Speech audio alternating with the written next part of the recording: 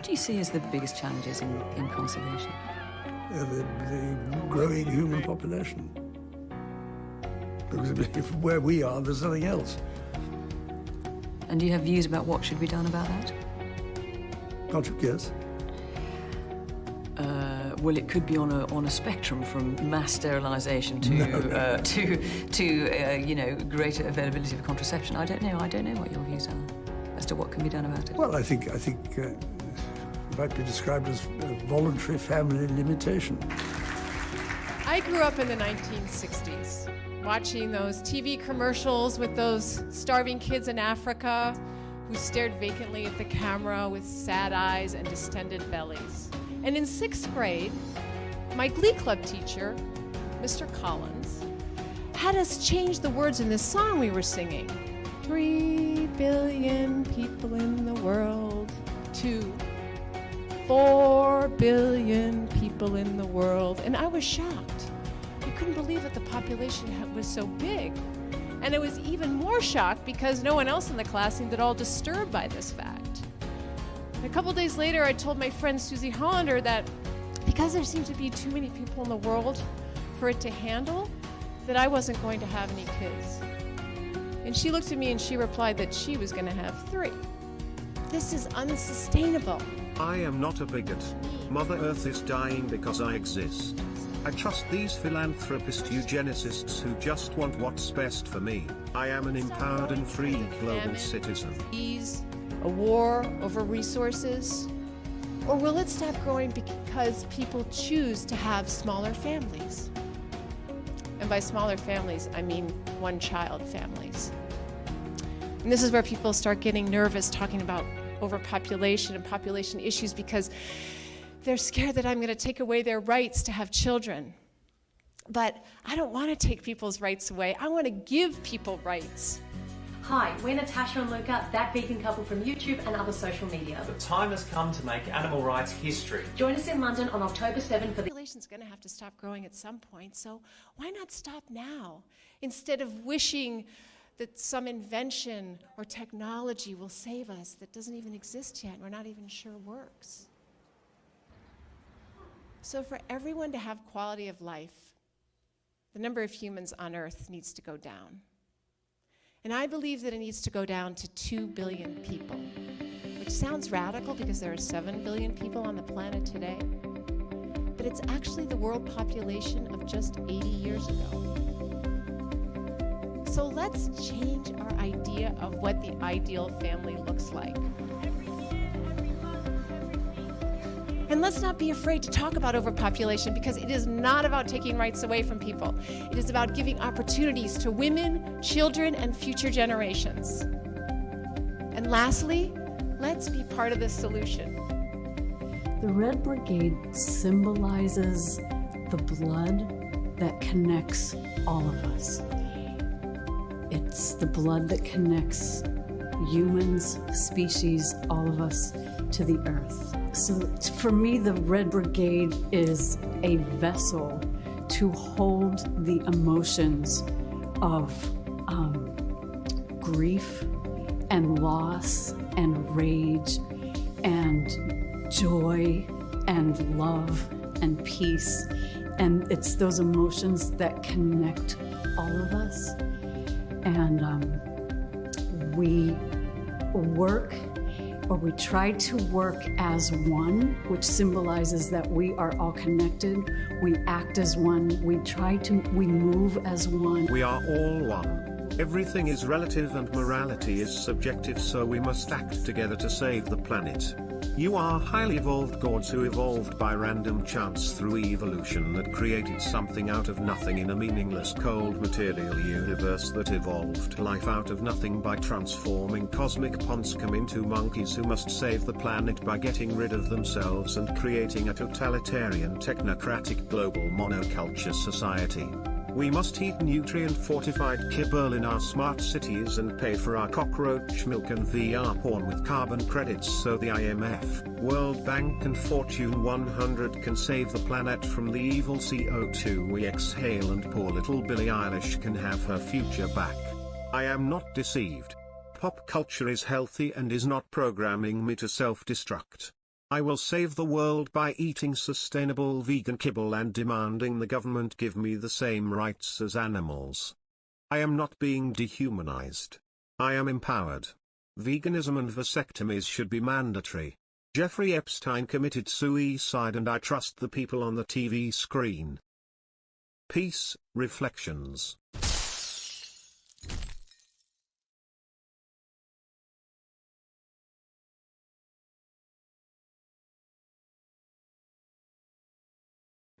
What's up, everybody? How's the audio? What's cracking? Oh, it was like 45 minutes of trying to fix our audio, but we figured a workaround. I need an audio technician that can help me out here. Hopefully my connection is good. And yeah, we're finally here. I'm here with the infamous Dyer. He is a trans vegan phobe who runs jaysanalysis.com, runs a great YouTube channel here on the YouTubes called Jay's Analysis. Jay is an expert on the esoteric, on geopolitics. And what else? What else are you doing, Jay? What else I wouldn't say I'm an expert on those things. Okay. I'm just a dude, bro. I'm just a dude, man. Bro. There we go. We're just some dude bros. We're just chilling here. And we're going to talk today about some of the vegan debate tactics. We're going to talk about a little bit of a few of these really, really poor tactics that the vegans use. And we're going to talk about the dehumanization. We're going to talk about PETA. PETA's dehumanization rituals. I got some PETA stuff pulled up here. And we're going to go through a few of these vegan debates. And people say that the connection is good. People like the intro. And people say the audio is good. So we're all good. Excuse me for being tardy. Jay Dyer, what's up, dude? Not much, just internet drama and all that kind of stuff. And OMG, what's all the drama about, Jay? It never ends if you're in my sphere. Jay's beefing with Jay's got a beef with Khloe Kardashian. She just keeps on tweeting at him and obsessively. Yeah. I got the butt implants and Khloe thinks that hers are better, and I'm like, what the F, B? My buns are numb right now, okay? If your buns ain't numb, you're doing it wrong. All right, so we got a fun show today. It's been a long time coming. We scheduled this for last week, but now we're finally doing it. Check it out. We got some PETA stuff to talk about today. PETA, the People for the Ethical Treatment of Animals, and this kind of ties into a lot of the poor arguments that we see from the vegans, from the veganegelicals out there. And it's funny when you look at PETA's ads. This kind of ties in with a lot of the work that Jay does. When you look at PETA's ads, there seems to be a common there seems to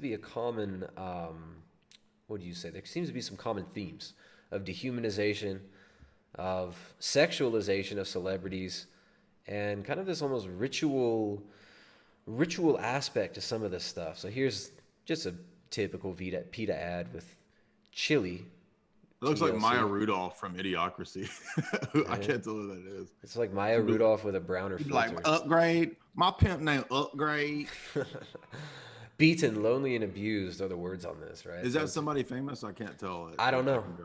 It says chili of TLC, so I guess it's from TLC, the band. Oh. Don't go Left Eye and Chili. Waterfalls. You guys want to stick to the vegan kibble that you're used to. So we got that one. We got this one kind of. You notice, by the way, so she is an animal. So the idea is humans are animals. Just animals, man. Here, humans are the earth, right? We are. You look at Gaia here. This kind of earth worship picture. Maggie Q. You know, the earth as a woman's body. The earth is your womb. The earth is your mother. Ooh, Go vegetarian. Dog. Earth looking sleek. Dude, Earth looking sexy. Nice. Earth needs some nipples. Earth need to reinstall some nipples. You got to upload them. Fat Earth, PHAT, Fat Earth. Earth forgot to evolve her nipples on that one. There's another. This is a common one, right? So people as animals, right, with the different cuts of meat that you could see right there. Let's see. We zoom in on this. I can't really zoom in for the keyboard. So it shows the round, the loin, the Why are rib. you treating girls like meat? Yeah, okay. Yeah, here we go. Yeah. This is a famous one. Pamela Anderson. Oh, Pamela Anderson. Yeah. Got the feet, the A leg, woman the round, the a rump. woman who portrays herself like she is an object and a slab of meat for her entire career. Isn't that And now funny? she's tired of being objectified.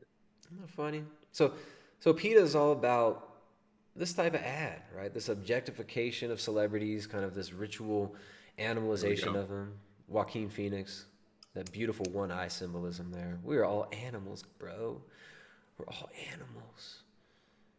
Yeah, I like that in your video you mentioned Joaquin and his sort of cult upbringing, because I think that has damaged a lot of these Hollywood types. That's why they're so easily malleable for these kinds of propaganda ads, is that they've already been through some kind of, like you said, processing, mind control processing, and really the whole Hollywood pop culture matrix is a giant processing center, just like you would process, ironically, a bunch of cattle coming through the factory, processing center. So we are in the mindset of the elite like animals. We are animals, cattle to be tended, to be farmed, to be chopped up.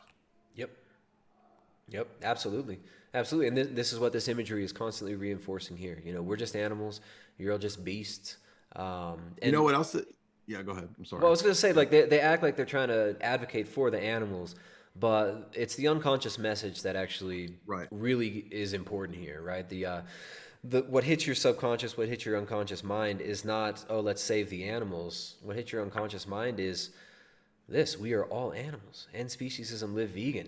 This dehumanization, this butchery of humans is being referenced here, right? We're going to butcher Pamela Anderson. We're going to cut the rump, cut the ribs, cut the shoulder, and it's it is, just like you said, very dehumanizing. So this reminds me of like this name the trait stuff where you have the reductionism. So basically the assumption here is a metaphysical reductionism, to where we can reduce like all beings that are animate, you could say, since they have similar traits or characteristics, they must be the same type of thing, right? Mm-hmm. So because an animal and a human have similar characteristics, they must all have the same origins. Now, in other words, the argument that's put forth is premised on things like evolutionary biology, premised on naturalism, which are metaphysical assumptions that underlie the argument that there's no distinctive trait that a human possesses that makes them different from an animal. Now, this, again, is based on a metaphysical assumption that's not proven. But what all of these ads reinforce is the assumption that because we have a biological component to our being, we have skin, we have bones, we have organs, we have these features that animals also have. We must therefore just be a more complex, or perhaps not even more complex, version of an animal. And so there's therefore no distinctive quality that we possess above animals, which is not true. But what is useful to see here is that immediately we're presented with two different worldviews, two different metaphysics. That's why Ask Yourself and clowns like that, they have to avoid questions of metaphysics, because if they look at the metaphysical, then they have to recognize that their position is actually premised on assumptions that they can't prove on their worldview. They can't prove anything metaphysical, because naturalism is itself a metaphysical position based on rejecting metaphysics. So all of this whole interpretive scheme is a naturalistic presupposition that they cannot demonstrate, but has to be reinforced through sophistry and propaganda. Well, it's funny because Ask Yourself also, he came on my what's it called? My Instagram. I had to ban him from Instagram. Stomp you again, Tristan. He said, "I'll stomp you. He'll stomp you." He said, "I know how to get around your," what do you say? Your meta-ethical sophistry. But dude, this is not sophistry. This is just what it is. If you can't actually examine the basic foundations of your worldview and you can't justify it within your worldview, then what do you have? I'm not going to talk about anything meta-ethical. I will only talk about something orthogonal. I will not talk about anything meta-ethics. I will not talk meta-ethics. Yeah. And the reason he does that, why do you think it is that he needed to do that? Why do you think it is they needed to frame it like that, Jay? Because any position that wants me to grant to them the things that are unproven, you could move on to prove anything. If I agree with your premises, you could prove anything. You could have a system that's perfectly logically consistent that is not applicable to the actual world. So that's why we can't just grant people their assumptions, right? If I grant the atheist the assumption of naturalism, the atheist goes on to say, so then prove to me something that's immaterial. I can't do it because I've already granted the assumption that all that exists is what's material. If I grant that all that exists is what's material, and then I turn around and try to say, but there's also things that are immaterial, the atheist says, aha, gotcha, you already granted. Is this correct, Tristan? It's actually a pretty legit Dr. Phil. You have an internet addiction that we need to get fixed, Tristan. I'm going to send you to my top ranked treatment mind control facility down there in Ecuador. Yeah, isn't it funny how all these celebrities, they always end up going to these same rehab centers? Yeah, like, right. And they all have names like Wonderland Ranch, kind of weird names. Like Deep in Dollywood, I have one of the greatest facilities that's based on the Disney model of a theme park treatment center that's going to reprogram you to be happy. We're going to send you to the treatment center. It's called Somewhere Over the Rainbow. It's got a big butterfly on the front of it. Right. It's always that shit. Sorry for the internet connection, guys. Tristan, when we put a new altar inside of your mind that's happy and not sad, Tristan, you're going to be living the life you're meant to live. It's funny how all these celebrities, they end up cycling through Dr. Phil and Ellen and I guess Oprah. I don't know if Oprah's even on anymore, but Ellen and Dr. Phil seems to be like the standard.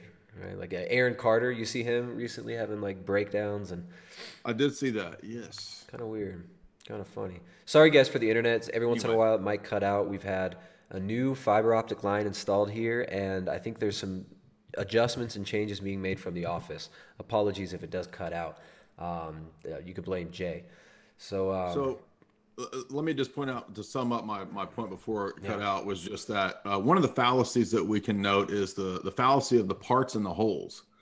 So in other words, because there are some aspects or parts of humans that are similar to aspects or parts of animals, we can assume that they're equal, or they are the same, or that they have the exact same lineage, or there's some sort of one-dimensional layer of reality that we just know is absolutely correct. But just because there's similarities that animals have to humans, it doesn't follow that humans are just animals, or that animals are our older cousins or something like this. It only follows on the premises of naturalism and evolutionary biology.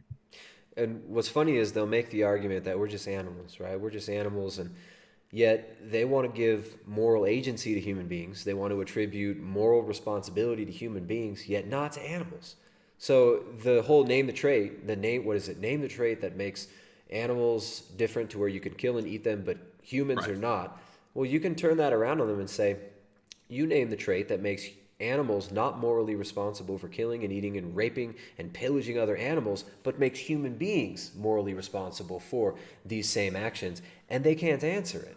So you just switch it over on them, and it completely falls apart and it completely crumbles.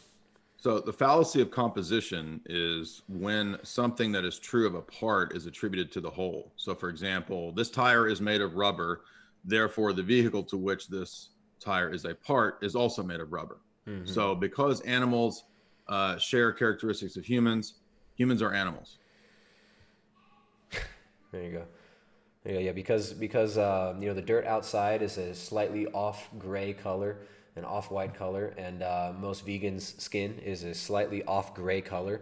Therefore, vegans are dirt. Yeah, they come from. They have a common ancestor, of course, obviously. Dirt. They come from the dirt. So I mean, dirty vegans. You guys are dirty. So here's a big PETA ad. I mean, they put this one up. It's funny. It's right next to McDonald's. You got like this big 5G setup right below it, and speciesism. Oh, so they use the word speciesism. This is very, very popular. Oh, these are some. Let me find the definition here of. Yeah, excuse me. There we go. Oh, here's another one. Here's another one. The eating shouldn't cost an arm and a leg. So this like cannibalism imagery. Oh, it's all the same. If you eat an animal, it's the same as you eating your mom. I thought I had a speciesism definition. So they use this word speciesism quite a bit, Jay. And if we look up the definition of speciesism,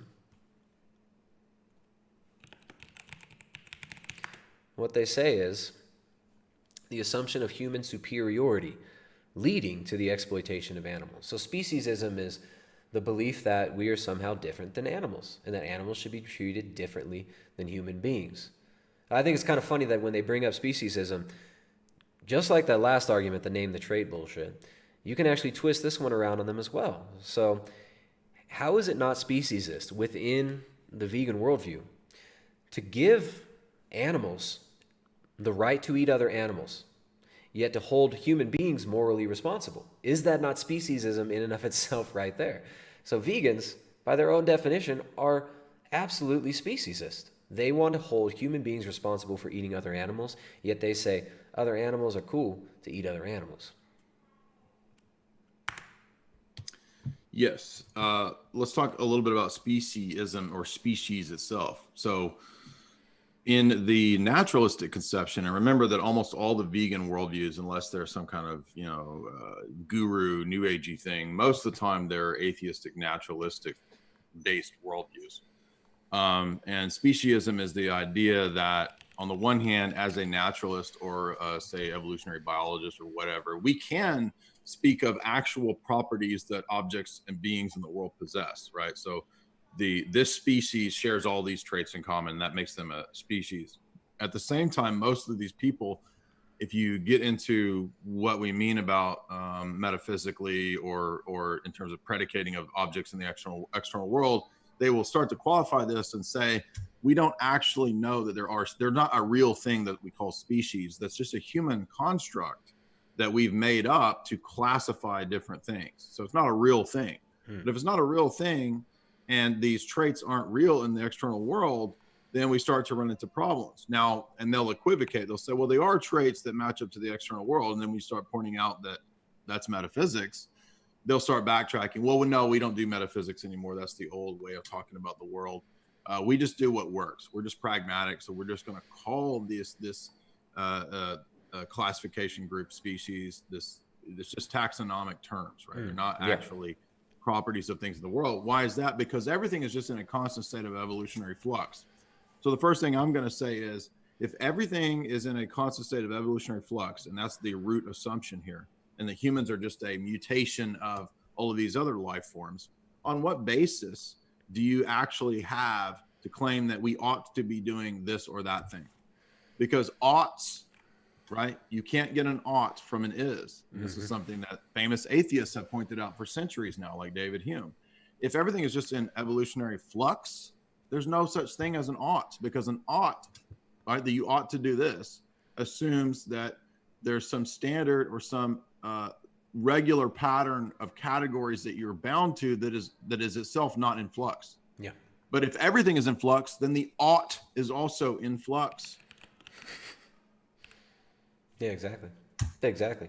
Well, they want to say that there is no basis for morality. There is no objective morality. There is no should. There is no ought. But at the same time, everybody ought to buy into their worldview. Everybody ought to buy into the assumptions that they make. And everybody ought to, obviously, be vegan, go vegan, stop eating animals. Why? And what you'll get is restatements of the original application or principle of that you shouldn't do it. But just restating is reifying. That's circular. That's a tautology. That's not a given account for giving a reason for something. But remember, this whole system, this whole argument, this whole movement is premised on ethics. It's a voraciously radical ethical position. And if you're going to take a radical ethical position, okay, but you need to explain it to us and give an account for it. And if you can't give an account for it, then that starts to sound like a cult or a propagandized movement, not based on reason and logic, but actually based on irrationalism and fear and propaganda. Yeah, absolutely. That's funny. Looking at, got the definition of speciesism from the BBC. So the BBC on their ethics guide has now included a page on speciesism, and I'm looking at when this was uploaded. when was this uploaded? Oh, it says it was visited on the 20th. Okay, so I thought that this was newly uploaded, but it might be here for a while. It says speciesism is the idea that being human is a good enough reason for human animals to have greater moral rights than non-human animals. Yet in the vegan worldview, they don't attribute moral agency and moral responsibility to animals for eating other animals. So therefore, animals are given more moral rights than human beings in their worldview. That would seem to be a trait that we possess that animals don't. So it's moral responsibility. That's a trait that humans possess. But I thought we're supposed to name the trait.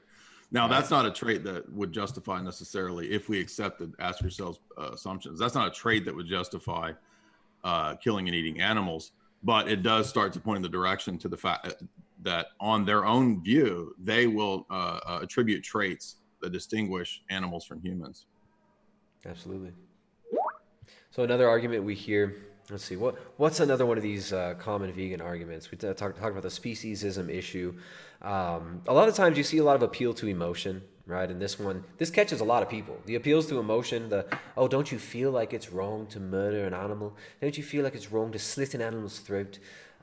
Very often go into that one and kind of preying on people's natural urges to protect the innocent, right? So they'll compare animals with children. They'll say, oh, look, a pig has the same level of cognition as a 3-year-old child. This is one you hear very often. And how are they defining this? How are they getting the idea that a pig has the same level of cognizance, of cognition as a 3-year-old child? They're going to appeal to behaviorist sciences. They're going to appeal to the fact that they both have neurotransmitters. Well, if you ask them what the defining feature of something that should not be exploited is, they'll say consciousness, right? They'll say, well, anything that is conscious, anything that is sentient, should not be exploited, should not be used for food, and they should be allowed to live out their lives in peace naturally, right? So sentience, when you ask them what sentience is and how they define if something is sentient or not, they can't answer that. Right, so what is sentience? What is consciousness? These people can't define that, especially within their materialistic worldview. Now, a lot of them will go into this. A lot of them will go into their new agey, wishy-washy stuff, and you just know, you just feel, but they can't define sentience, and they can't tell us how they can define or how they can tell if something's sentient or not. Yeah, I think that this is just another place of ignorance on the part of the people who are led into these kinds of movements, is that they don't realize that for the last century in, for example, philosophy or the philosophy of mind, which is its own branch of philosophy, there have been tremendous debates and it's, I would say, ultimately futility on the part of the naturalists in trying to define or explain how in a materialistic, naturalistic worldview, there's such a thing as consciousness. For one, the problem of determinism, right? A lot of the people who accept naturalism seem to think that the logical conclusion is determinism, right? I mean, Sam Harris very famously has this kind of view. I don't think he's a vegan, but point is that he exemplifies someone who says essentially like, well, we don't really have a basis for consciousness because if all of our actions are determined by naturalistic processes, then consciousness itself would just merely be a part of that determined chain of chemical reactions. So that's not really consciousness. So you think that you're experiencing your own volition and choice, and you're doing this thing over that thing, and you're morally responsible. But in actual fact, you're just doing what the chemical reactions have determined you to do. You're just a bottle of Bubba Cola fizzing over who thinks that it's conscious. It's not actually conscious. There's no difference between you and the Bubba Cola fizzing over, the Diet Coke with Mentos in it bubbling over. There's no difference other than it seems like you're different. But now, wait a minute. That's starting to cause a problem for a view that wants to be so hyper ethical over things like animals, doesn't it? Yes. But there is no definition or explanation of consciousness on these views, much less an explanation of things like logic, mathematics, any abstract entities. None of those things are material. They're not natural in the sense of having physical spatio-temporal location. Where's the law of logic? Where's the number 7? Well, it's not actually in physical extended space in some singular instance. Well, if that's true, then we start to realize that this system starts breaking down. And so not only is naturalism absurd, it actually precludes the possibility of knowledge meaning, language, and ethics whatsoever. There you go. There you go. Now, I think it's funny how when you start to call these people on this, you tend to get them in this weird feedback loop where they don't really know where to go from there, right? They want to justify their moral claims. They want to justify their claims that they're making, but they don't want to admit that there is any metaphysics. They don't want to admit that there is something that's non-physical, yet they're constantly relying on that to make their arguments the entire time. So it's got to refute themselves. Right. This is the most basic violation of argumentation or logic is just a contradiction, right? So if you contradict yourself, that's violation of discussion and debate. And it's interesting because, vegans always want to debate, or at least a lot of the YouTube vegans want to debate, but they seem to be very ignorant of the logical fallacies themselves. Now, ask yourself, as an example, he's not completely ignorant of logical fallacies, but what he seems to have an awareness of and wants to shy away from is anything at the paradigm level. So if you'll just grant him his metaphysical assumptions, and if you'll reason along the chain of his metaphysical assumptions of naturalism, materialism, and this kind of stuff, then he'll take you to the conclusion of veganism. But we don't do that. We question the assumptions, and we don't grant anybody the just bare authority to say that, oh, their position is neutral. So what's assumed here is neutrality, that we can all just look at the evidence, that there's just a neutral starting point. Everything is the same for everybody, and we just read the facts. This is a very naive Enlightenment view of human nature, of objects in the world, and of epistemology. And it's very easy to refute that worldview when we talk about how do we justify our claims about the world. So that's the thing here, is that what I want to keep calling people back to is not just picking out this or that contradiction, but that you have a worldview. You have an entire view of the world, and that worldview is interconnected. What you believe about truth and truth claims is not divorced from what you believe about human nature. That's not divorced from what you believe about the human origins. It's not divorced from what you believe about metaphysics, what exists, what doesn't exist. It's not divorced from what you believe about ethics. For example, if you have a truth claim, assumed within a truth claim is the idea that you should follow what's true. And if you remember in that discussion, it took about an hour before Ask Yourself slipped up and said you ought to accept his arguments. Once he said you ought to accept his arguments, he admitted my entire premise the entire time, which is that